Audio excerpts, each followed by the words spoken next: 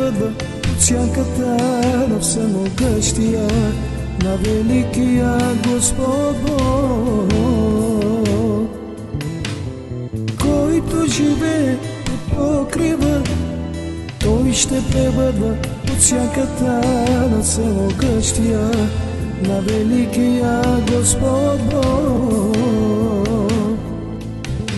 Ще казвам на Господа, Той е прибежище мое и крепост моя, Бог мой, на когото уповавам.